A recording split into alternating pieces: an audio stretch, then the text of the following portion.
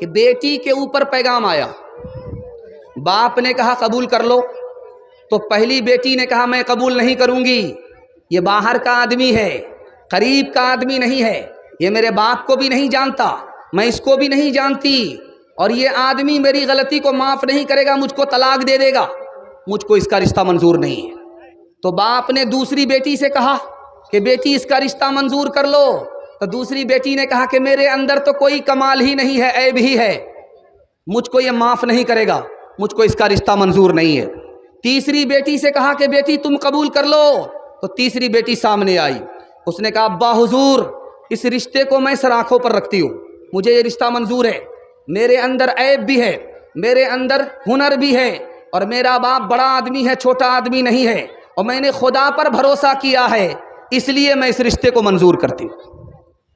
جب رخصتی کا وقت آیا، بیٹی کی شادی ہو گئی، رخصتی کا وقت آیا تو اس نے شرط رکھ دیا جب تک بستی کی لڑائی ختم نہیں ہوگی تب تک میں میکے سے سسرال نہیں جاؤں۔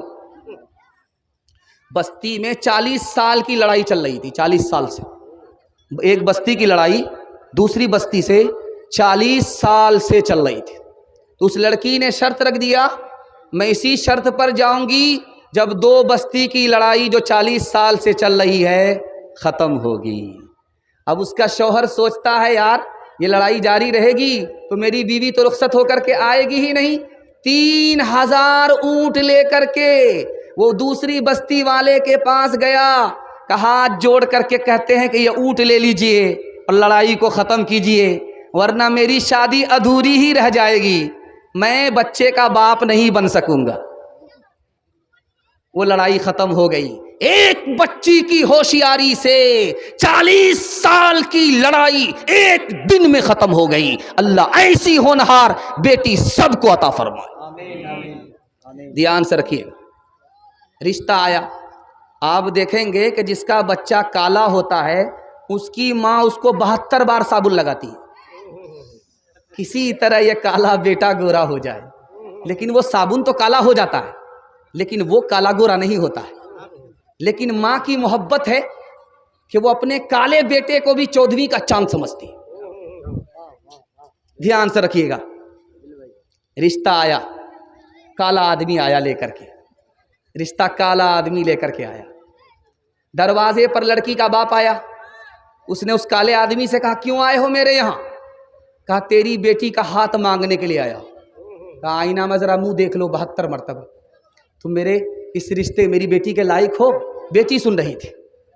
بیٹی نے کہا ابا حضور تم کو یہ رشتہ منظور ہو یا نہ ہو مجھے یہ رشتہ منظور ہے، میں اس کالے کو نہیں دیکھ رہا ہوں بلکہ اس کالے کو جس کملی والے نے بھیجا ہے میں اس کو دیکھ کر کے رشتہ منظور کر رہی ہوں۔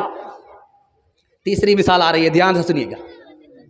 بیٹی کے پاس باپ آیا اور کہا کہ بیٹی خوش ہو جاؤ، تمہارے لیے ایسا رشتہ لے کر کے آیا ہوں کہ بستی میں کسی کو بھی ایسا داماد نصیب نہیں ہوا۔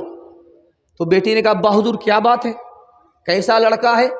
کہا کہ بیٹی سونار ہے، سونے کی دکان ہے، زیور کی دکان ہے، اس سے تمہارا رشتہ کرنے کے لیے جا رہا ہوں، وہ تمہارے بازو کو زیور سے بھر دے گا، تمہارے کان کو زیور سے بوجھل کر دے گا، بیٹی اس رشتے کو منظور کر لے۔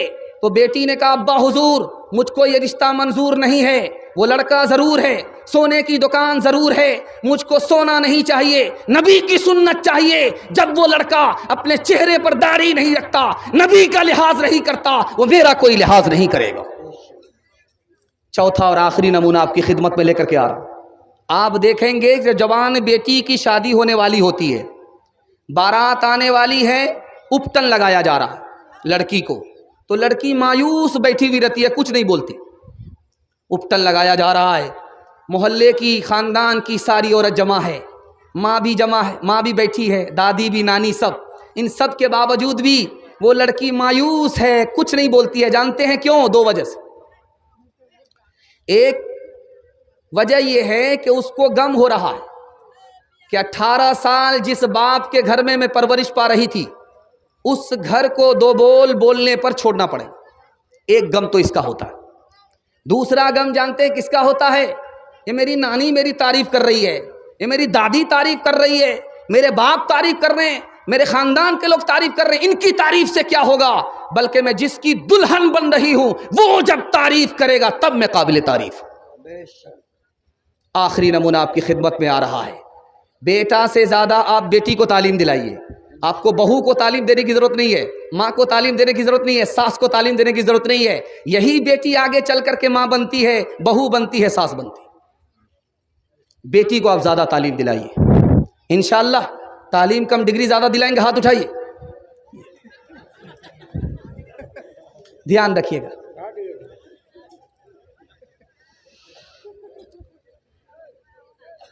لڑکا پیچھے ہے، لڑکا آگے ہے، لڑکی پیچھے، لڑکی آگے ہے، لڑکا پیچھے۔ تو لڑکی پلٹ کر کے دیکھا کہ لڑکا میرے پیچھے کیوں آ رہا، تو پوچھا میرے پیچھے کیوں آ رہے ہو؟ کہا میں تم پر عاشق ہوں۔ اچھا عاشق ہو، ابھی 2 منٹ میں پتہ چل جائے گا۔ کہہ رہے اللہ کا بندہ کتنا بے وقوف ہے، مجھ پر کیا عاشق ہے، میری بہن پر عاشق ہو جا، میری بہن مجھ سے زیادہ خوبصورت ہے، میرے پیچھے آ رہی ہے۔ اب لڑکا اس کو چھوڑ کر کے ادھر جھانکنے لگا، لڑکی نے منہ پر زور سے تماچا مارا، تو جھوٹا عاشق ہے، سچا عاشق نہیں ہے، اگر سچا عاشق ہوتا تو میری طرف دھیان رہتا، دوسرے کی طرف دھیان کیسے چلا گیا۔ لڑکی کو پڑھائیے۔ پیر صاحب آئے بستی میں، میرے حصے کا جلسہ مکمل ہو رہا ہے، آپ کو دعا تک جلسے کو مکمل کرا کر کے اٹھنا، جیسے میں مہمان ہوں میرے بعد آنے والے بھی مہمان ہیں، آپ میزبان ہیں، وہ سنائیں گے آپ سنیں گے، تب میزبانی کا حق ادا ہوگا، انشاءاللہ حق ادا کر کے اٹھیں گے، ہاتھ اٹھا دیجئے، مکمل صحیح جا رہا ہے، دھیان سے سنیے گا، جلدی سے نکل جائے گا۔ بستی میں پیر صاحب آئے، عورت کو پتہ کرنا تھا کہ 1 نمبر پیر ہے یا 2 نمبر پیر ہے، تو عورت نے مرد سے پوچھا، پیر صاحب سے پوچھا کہ پیر صاحب آپ 2 نمبر کے پیر ہو یا 1 نمبر کے پیر ہو؟ تو پیر صاحب نے جلال میں کہا او کم بخت تمہیں پتہ نہیں ہے، میں 1 نمبر کا پیر ہوں، بیٹھتا یہاں ہوں، مدینہ دیکھ لیتا ہوں، کبھی 2 منٹ میں پتہ چل جائے گا۔ دسترخوان بچھا کر کے عورت نے کھانا رکھ دیا، کہا کہ پیر صاحب یہ کھانا کھائیے، کہا کتنی بدتمیز عورت ہے، یہ روکھا سوکھا دے دیا ہے اور کہہ رہی ہے کھانے کے لیے۔ تو عورت نے کہا کہ آپ 2 نمبر کے پیر ہو، بیٹھتے یہاں ہو، مدینہ نظر آتا ہے، اور چاول میں ترکاری چھپی ہوئی ہے تم کو نظر نہیں آ رہی ہے، تو 2 نمبر کا پیر ہے۔ ایک بات جس مثال پر میں پیغام کو ختم کر رہا ہوں، جس کے لیے میں نے اس موضوع کا انتخاب کیا ہے، اس مثال کو سنا کر کے جلسے کو مکمل کر رہا ہوں، دھیان سے اس کو سنیے گا۔ جب بیٹی سسرال سے میکے آتی ہے تو گھر کی ساری عورت گھیر لیتی ہے، اس سے سوال کرتی ہے کہ بیٹی یہ بتاؤ تمہارا شوہر کیسا تھا؟ تو لڑکی کہتی ہے سبحان اللہ۔ اب اس سے پوچھا جاتا تمہارے سسر کیسے تھے؟ تو کہتی ہے ماشاء اللہ۔ اس کے بعد کہا جاتا ہے کہ سسرال کیسی تھی؟ تو الحمدللہ۔ اب پوچھا جاتا ہے کہ تمہاری ساس کیسی تھی؟ انا للہ، جلے تو جلال تو اس بلا کو ٹال۔ تو ماں نے سمجھ لیا کہ اس کو سب کچھ پسند ہے، ساس پسند نہیں ہے۔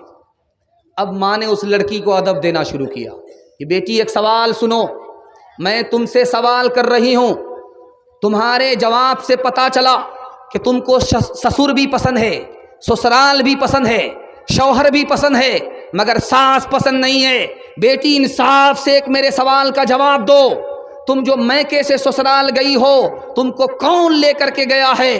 تو بیٹی نے کہا میری ساس آئی تھی، مجھ کو پسند کیا تھا اور رشتہ کر کے اپنے بیٹے کے لیے مجھے سسرال لے گئی تھی۔ تو ماں نے کہا انصاف سے بتاؤ بیٹی، اگر ساس نے وہ احسان تمہارے اوپر نہیں کیا ہوتا تو تم کو اچھا سسر نہیں ملتا، اچھی سسرال نہیں ملتی، اچھا شوہر نہیں ملتا۔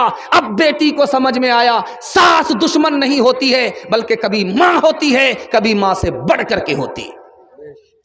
تعلیم عورتوں کو بھی دینی ضرور ہے، دینی ضرور ہے، لڑکی جو بے پڑھی ہو تو وہ بے شعور ہے، بے شعور ہے، حسن معاشرت میں سراسر فتور، حسن معاشرت میں سراسر فتور ہے، اور اس میں والدین کا بے شک قصور ہے، بے قصور ہے۔